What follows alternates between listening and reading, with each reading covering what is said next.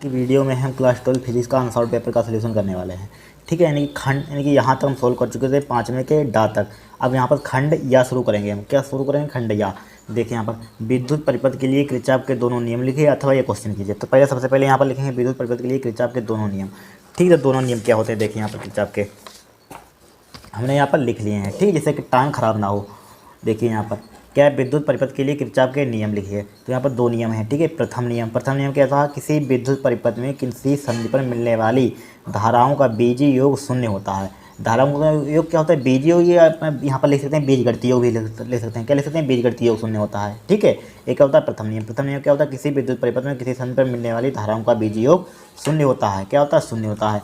ठीक है, अब यहाँ पर देखिए जो संधि की ओर आती हैं वो क्या होती हैं? प्लस की धारा लेते हैं। जो संधि से बाहर निकलती हैं वो क्या होती हैं? नेगेटिव उसको धारा लेते हैं। ये मालूम होगा आपको।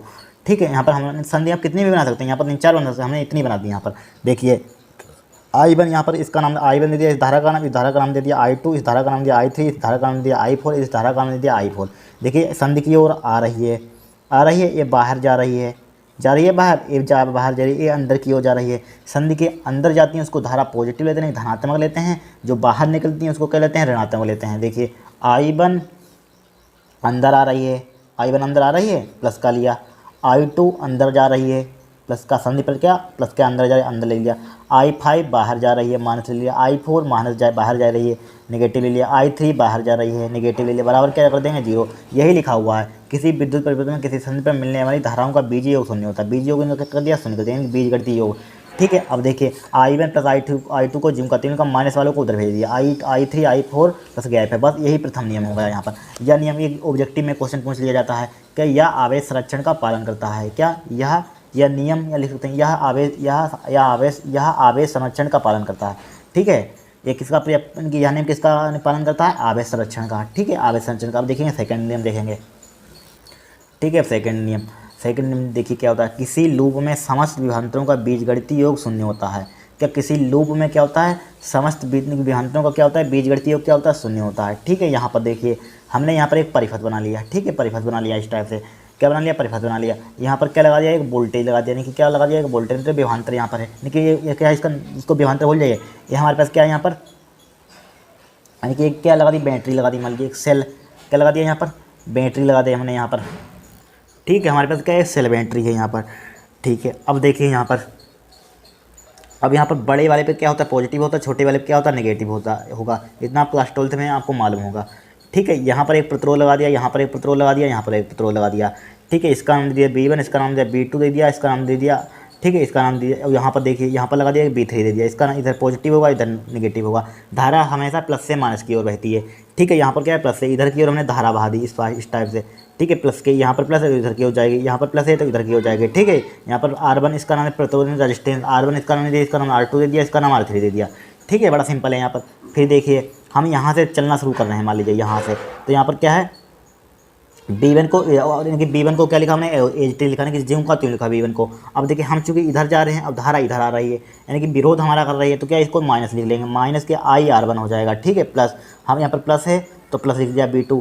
ठीक है, यहाँ पर प्लस था तो प्लस लिख दिया यहाँ पर B2। अब यहाँ पर हम उधर जा रहे हैं, धारा इधर आई है, तो क्या हो जाएगा? नेगेटिव IR2 हो जाएगा। क्या हो जाएगा? नेगेटिव R2 हो जाएगा। फिर ठीक है, फिर देखिए हम इधर की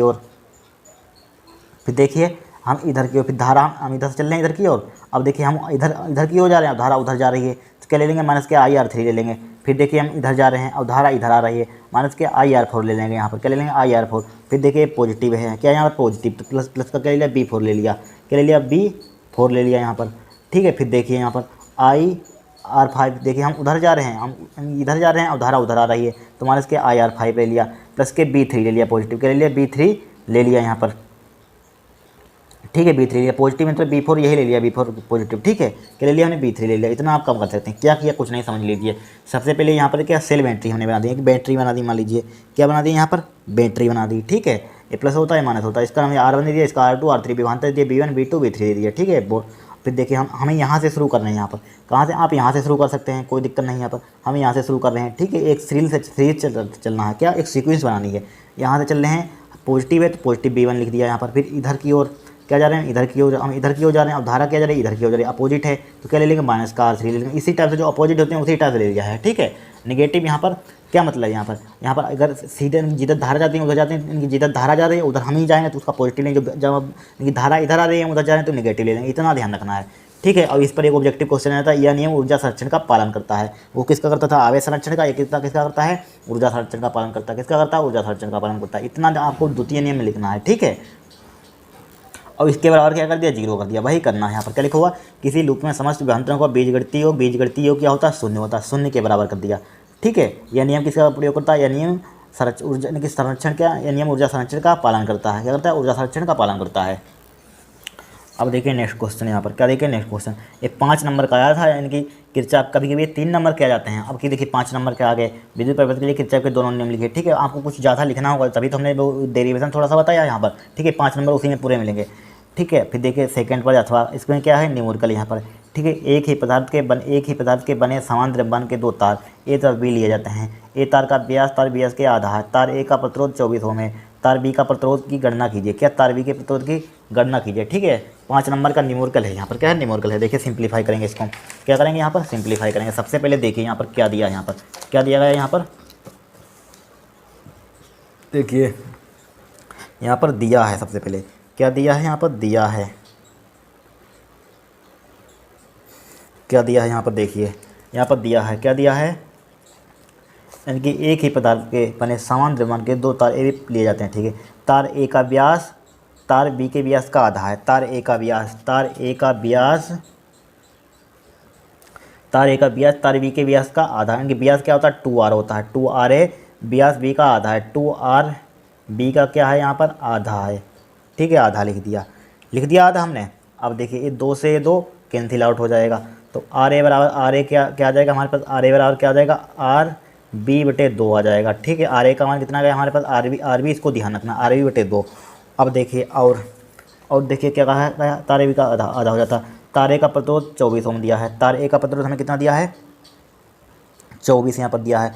ठीक है, उसको छोड़िए, इसको बाद में पुट कर देंगे। ठीक है, उससे कोई तार बी का प्रतिरोध क्या कीजिए? तारे का प्रतिरोध कितना है? 24 है। ठीक है, उसको भूल जाइए। ठीक है, हमारे पास आर ए बराबर कितना आएगा? आर बी बटे 2 आ गया। कितना आ गया? आर ए बराबर आर बी बटे 2।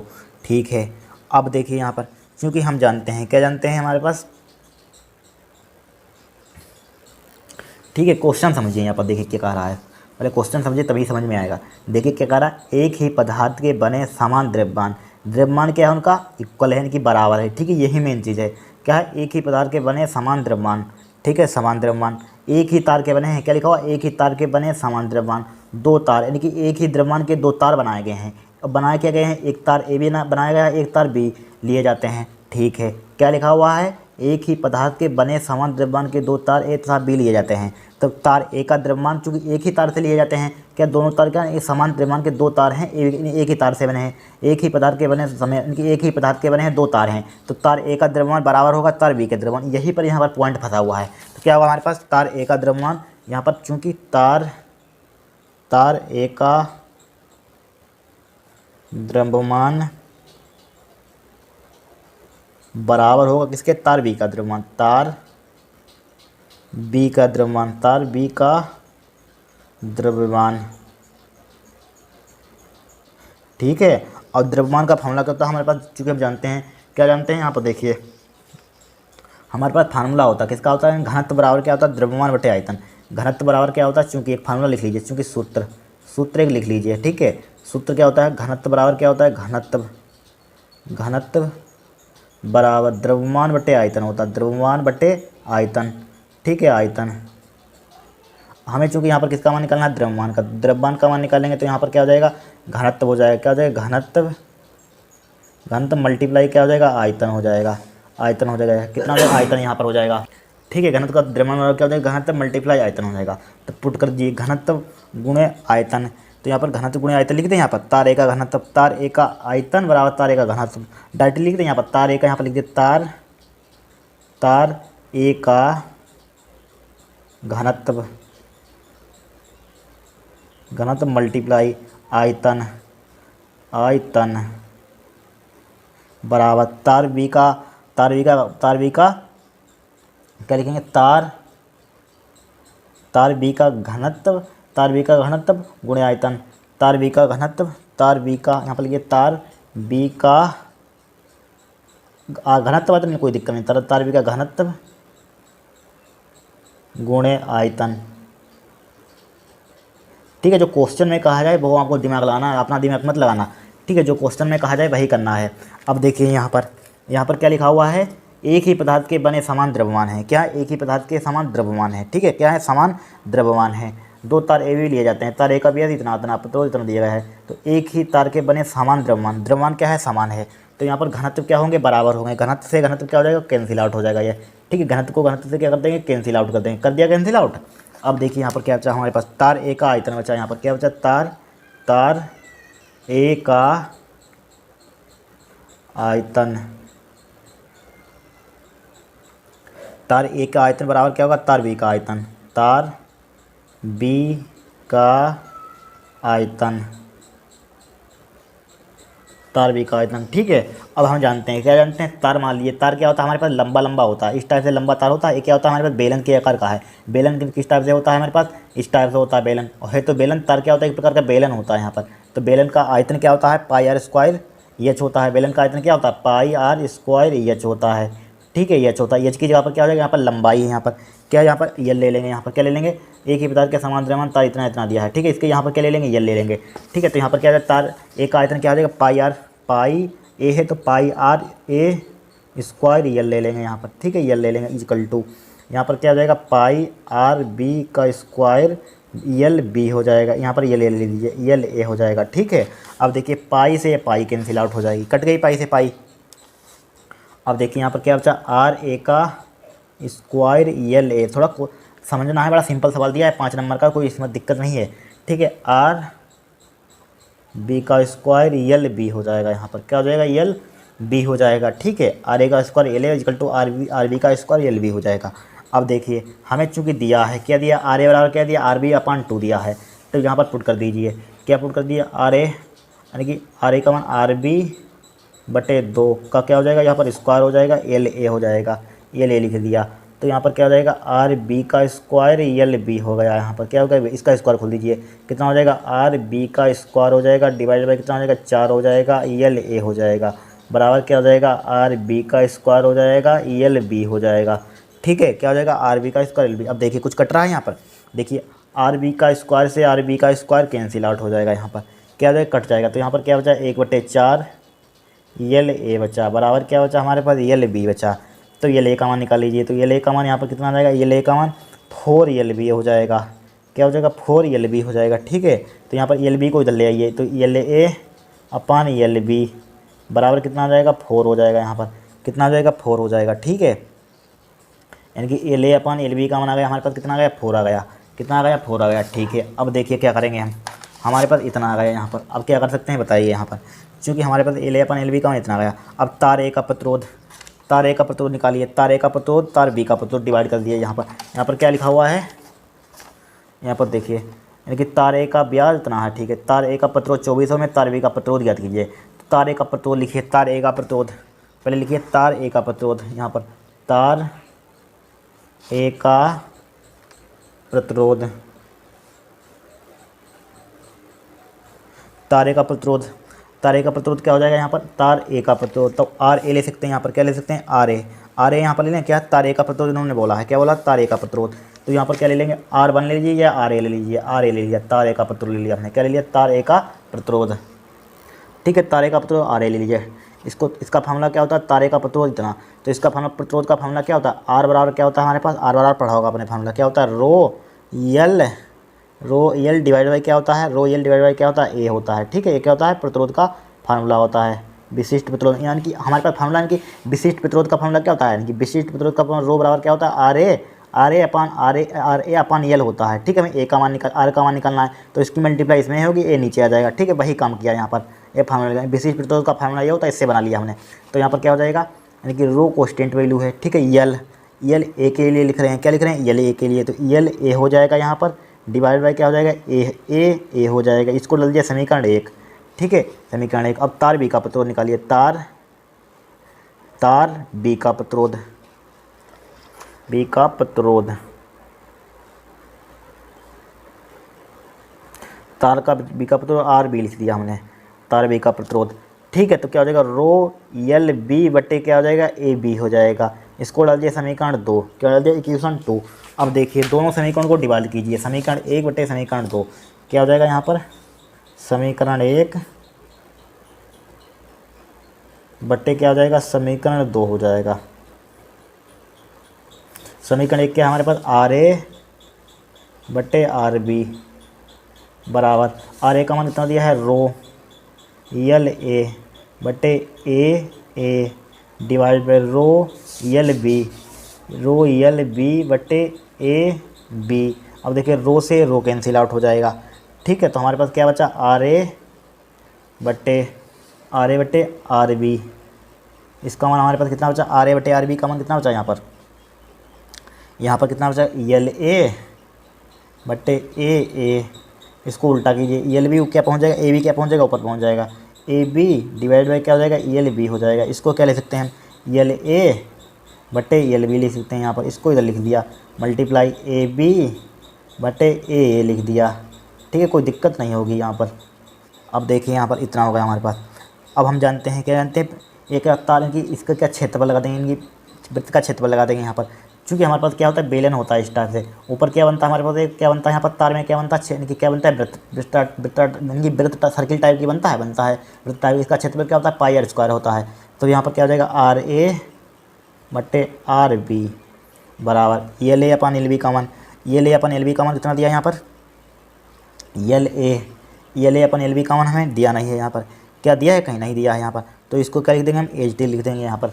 ये यहाँ पर पुट कर दीजिए वैल्यू यहाँ पर। ठीक है, यहाँ पर या आपको कन्फ्यूजन यहाँ पर होगी, क्या होगी यहाँ पर, तार ए का प्रतिरोध यहाँ पर ए डैश दे दीजिए। क्या दे दीजिए यहाँ पर, ए डैश।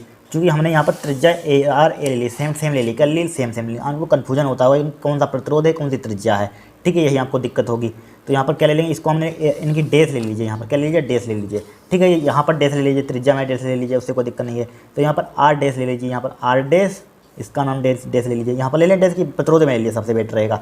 ठीक है, इसमें ले लीजिए। हम क्या ले लेंगे, यहाँ पर डैश ले लेंगे, इसमें R dash, R A dash, R B dash ले लेंगे। ठीक है, आर बी डैश। आप जब सवाल लगाना तो यहाँ पर छोटी त्रिज्या ले लेना, स्मॉल एल। ठीक है, जब लगाना इनकी, जब प्रैक्टिस करना इसको सिंपली इनके आर लेना यहाँ पर। ठीक है, वहाँ पर कन्फ्यूजन हो जाता है कौन सी प्रतिरोध है, कौन सी त्रिज्या है। ठीक है, तो यहाँ पर देखिए कौन सी, यहाँ पर देखिए, यहाँ पर इसको क्या ले लिया, आर डैश ले लिया। यहाँ पर भी क्या आ गया, आर डैश आ गया। यहाँ पर R dash R B dash, R dash R B dash, R dash R B dash हो गया। यहाँ पर क्या हो गया, R dash R B dash. अब सही है यहाँ पर। ठीक है, अब क्या है हमारे पास, इतनी त्रिज्या थी यहाँ पर, यानी कि उसका मान कहाँ था, यहाँ पर देखिए कहाँ गया, यानी कि आर, यहाँ पर देखिए क्या निकाला था हमने, यहाँ पर देखिए कहाँ गया, यानी कि ये त्रिज्या थी, ये वाली त्रिज्या थी। इनमें कन्फ्यूजन होगा। ठीक है, कट जाएंगे, फिर बात नहीं बनेगी। फिर देखिए यहाँ पर, अब देखिए यल ए अपन एल बी का मान देखिए, यल ए अपन एल बी का मान कितना है, 4 है। यहाँ पर है 4, तो यहाँ पर 4 पुट कर दीजिए। तो यहाँ पर कितना हो जाएगा, 4 हो जाएगा। यहाँ पर कितना हो जाएगा, 4। अब क्षेत्रफल लगा दीजिए, क्या हो जाएगा, पाई आर स्क्वायर। क्या हो जाएगा, बी है ऊपर लिखे, तो pi R square, pi R B का स्क्वायर, त्रिज्या या प्रतिरोध है। ठीक है, ध्यान रखना, पाई आर बी का स्क्वायर, पाई आर स्क्वायर होता है। ठीक है, डिवाइडेड बाई क्या हो जाएगा, इसका पाई आर ए का स्क्वायर हो जाएगा। यहाँ पर क्या हो जाएगा, ए का स्क्वायर हो जाएगा। अब देखिए पाई से पाई कैंसिल आउट हो जाएगा। यहाँ पर क्या हो जाएगा, पाई से पाई कैंसिल आउट हो जाएगा। इसको क्या लिख सकते हैं, 4 आर बी बटे आर ए लिख सकते हैं। यहाँ पर लिख सकते हैं, इसका क्या लगा दीजिए, स्क्वायर लगा दीजिए। स्क्वायर लगा दिया हमने, क्या लगा दिया, स्क्वायर लगा दिया। ठीक है, अब देखिए हमें चूँकि यहाँ पर कुछ वैल्यू दी गई है, देखिए यहाँ पर कुछ वैल्यू यहाँ पर दी गई होगी। यहाँ पर क्या आ जाएगा, R dash A divided by क्या दिया, आर डैश बी दिया है यहाँ पर। ठीक है, आर डैश बी। अब देखिए आर बी, यहाँ पर देखिए, यहाँ पर आर ए अपन, यहाँ पर कुछ मान निकाला नहीं था हमने, कोई दिक्कत नहीं है। यहाँ पर देखिए आर ए बराबर कितना है, आर बी बाई 2 है। तो यहाँ पर मान निकाल लीजिए, किसका मान निकाल लीजिए, यहाँ पर क्या लिखा हुआ हमारे पास, बी चूँकि ऊपर है, क्या है, R B upon are A का मान निकालना चाहते हैं। तो इसको किस टाइप से, इसको उल्टा कर दीजिए। क्या कर दीजिए, इसको उल्टा कर दीजिए यहाँ पर, या इसको इधर ले आइए। क्या लाइए, इसको इधर ले आइए। हमें चूँकि यहाँ पर इसको देखिए, 4 आर बी बटे आर ए का स्क्वायर यहीं पर पुट कीजिए। हमें चूँकि दिया था क्वेश्चन में, क्या दिया था, पहले निकाला था, आर ए बराबर क्या है, आर बी बाई 2 है। तो आर ए बराबर, आर ए कितना है, आर ए इक्वल टू क्या है, आर बी बाई 2 है। इसको उल्टा कर दीजिए। तो आर ए यानी कि 1 अपान आर ए हो जाएगा। यहाँ पर इसको उल्टा करेंगे, 1 ऊपर पहुँच जाएगा। या इसको ना करना चाहते हैं, इसको छोड़िए, इसको इधर ले आइए। तो क्या हो जाएगा, यहाँ पर आर ए बट्टे क्या हो जाएगा, आर बी हो जाएगा। यहाँ पर आर बी हो जाएगा बराबर इसको उल्टा, ये इसको इधर लाए हैं, इधर लाए तो 1/2 है यहाँ पर। अब उल्टा कर दीजिए तो क्या हो जाएगा आर बी बटे क्या हो जाएगा आर ए हो जाएगा। यहाँ पर क्या हो जाएगा आर ए बराबर इसको उल्टा कर दिया 2 हो जाएगा। तो आर बी बटे आर ए का मान कितना है हमारे पास, आर बी बटे आर ए का मान पुट कर दीजिए इसमें पुट कर दीजिए। तो आर डेस ए बटे, थोड़ा बड़ा सवाल है, आर बी डेस बराबर कितना हो जाएगा यहाँ पर 4 × 2 का क्या हो जाएगा स्क्वायर हो जाएगा बराबर क्या हो जाएगा 4 × 2 दूनी 4 बराबर कितना हो जाएगा 16 हो जाएगा। ठीक है, तो और हमें क्वेश्चन में चूँकि दिया था, क्या दिया था हमें, यहाँ पर लिख लीजिए दिया है। ठीक है, दिया था हमें क्वेश्चन में और दिया है। देखिए क्या दिया था हमें, तार बी का प्रतिरोध कितना है, तार ए का प्रतिरोध 24 ओम है। कितना है तार ए का प्रतिरोध, तार ए का प्रतिरोध कितना है 24 ओम है। ठीक है, तार बी का प्रतिरोध ज्ञात कीजिए। ठीक है, अब यहाँ पर क्या दिया था हमें, चूँकि क्वेश्चन में क्या दिया था, यानी कि दिया था, देखिए तार ए का प्रतिरोध कितना है 24 ओम है। तो यहाँ पर आर डेस माना है, प्रतिरोध को क्या माना आर डे, तो आर ए डेस का मान कितना दिया है 24 ओम दिया है। ठीक है, 24 ओम लिख दिया, 24 ओम। तो यहाँ पर पुट कीजिए कितना हो जाएगा 24 डिवाइड बाय क्या हो जाएगा आर डेस बी हो जाएगा बराबर क्या हो जाएगा, बराबर कितना हो जाएगा यहाँ पर 16 हो जाएगा। यहाँ पर उसको उल्टा कर दीजिए, क्या कर दीजिए इसको उल्टा कर दीजिए यहाँ पर। तो यहाँ पर उल्टा कर दीजिए आर डेस बी उल्टा नहीं करना चाहते 16 का इधर ले जाए 24/16 हो जाएगा यहाँ पर बराबर क्या हो जाएगा आर डेस बी हो जाएगा। या लिख सकते हैं या आर डेस बी बराबर क्या हो जाएगा यहाँ पर 24/16 हो जाएगा। काट दीजिए 4 × 16 4 × 24 हो जाएगा, 2 दूनी 4 2 3 6 हो जाएगा बराबर कितना हो जाएगा 3/2 हो जाएगा। कितना हो जाएगा 3/2 हो जाएगा यहाँ पर।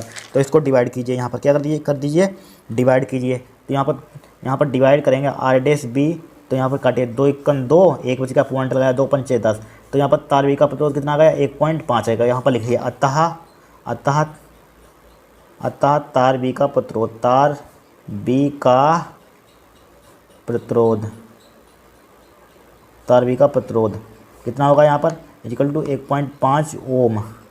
ठीक है, ओम है, ये क्या होगा आंसर होगा हमारा। इस टाइप से क्वेश्चन को सोल्व करना थोड़ा सा क्या है, इनकी कैलकुलेशन इस पर ज़्यादा, लेकिन सिंपल क्वेश्चन बहुत है। ठीक है, कुछ नहीं यहाँ पर सिंपल है, कोई कैलकुलेशन ज़्यादा है। अब देखिए नेक्स्ट क्वेश्चन, यहाँ पर नेक्स्ट क्वेश्चन क्या दिया यहाँ पर देखिए ये वाला क्वेश्चन है हमारे पास। क्या है यहाँ पर यानी कि लुईस de Broglie तरंगदैर्घ्य अवधारणा से क्या तात्पर्य, मतलब डी ब्रोगली तरंगदैर्घ्य की परिभाषा लिखनी है। डी ब्रोगली तरंगदैर्घ्य के लिए संबंध गतिज ऊर्जा के पदों में सत्यापित कीजिए। ठीक है, 5 अंक का क्वेश्चन था, बड़ा सिंपल था, कुछ नहीं है यहाँ पर।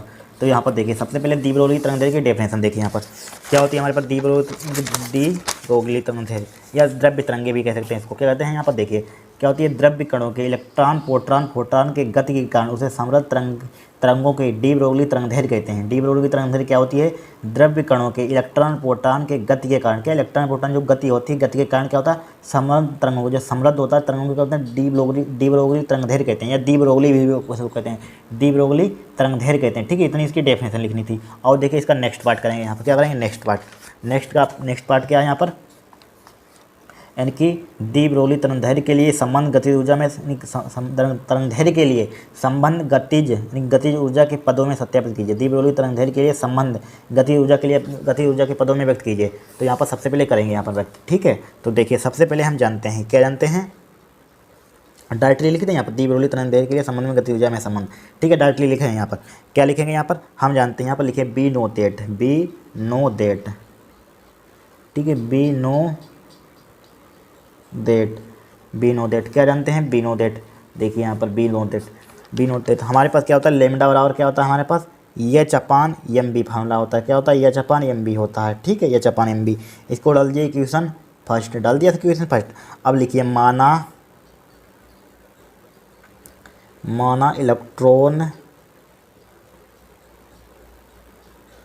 इलेक्ट्रॉन का वेग, क्या इलेक्ट्रॉन का वेग बी तथा काइनेटिक एनर्जी यानी गतिज ऊर्जा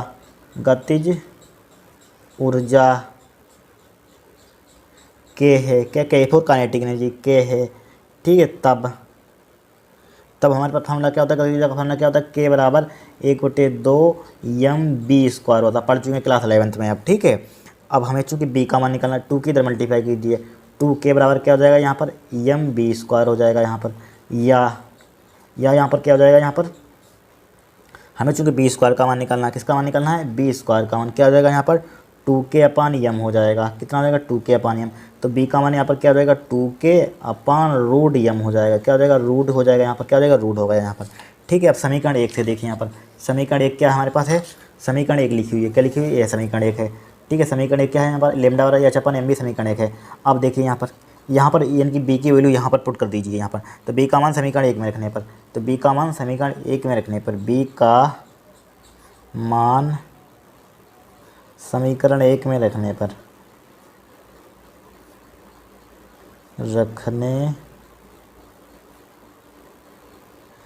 समीकरण 1 में रखने पर तो लेमडा बराबर हो जाएगा यहाँ पर, क्या हो जाएगा, एच अपान एम बी, एम जो का तो बी का मान कितना है यहाँ पर 2k अपान रूट बी यानी कि रूट एम है।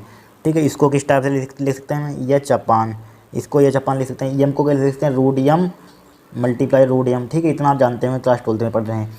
ठीक है, रूट एम। फिर देखिए इसको तोड़ सकते हैं, इसको किस टाइप से तोड़ सकते हैं, 2k अंडर इसको इसमें तोड़ दिया, इसको एम में इसमें तोड़ दिया। अब ठीक है, रूट एम से रूट एम कैंसिल आउट हो जाएगा, यहाँ पर कट जाएगा। तो यहाँ पर क्या बचेगा, लेमडा बराबर बचेगा, क्या बचेगा, लेमडा बराबर H upon root M root 2k बचा।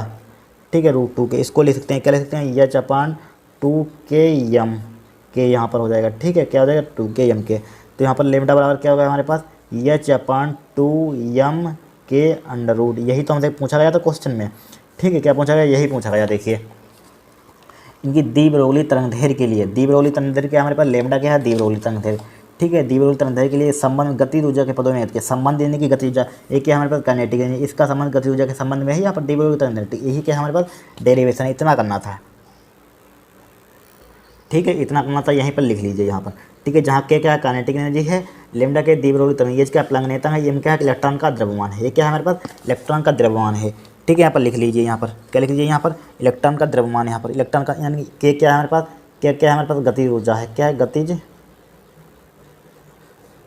ऊर्जा। ये क्या है हमारे पास प्लांक नेतांक है, प्लांक नेतांक। ठीक है, और लेमडा क्या है हमारे पास, द्विबरोली तरंगदैर्घ्य, क्या है द्विबरोली तरंगदैर्घ्य, द्विबरोली तरंगदैर्घ्य।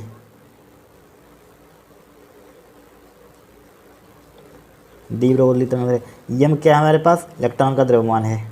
ठीक है, क्या है इलेक्ट्रॉन का द्रव्यमान है, द्रव्यमान। ठीक है, इलेक्ट्रॉन का द्रव्यमान है, इतना आपको करना था सिर्फ। ठीक है, हो गया हमारे पास डेरिवेशन। अब नेक्स्ट क्लास में यहाँ से स्टार्ट करेंगे, आंशिक रूप से परावैद्युत द्वारा भरे समांतर प्लेट संधारित्र की निर्धारता, संधारित्र की लिखते हैं यहाँ पर, धारित्र की धारता के लिए सूत्र सत्यापित कीजिए। ठीक है, बहुत इंपॉर्टेंट है, हर साल आता है ये क्वेश्चन।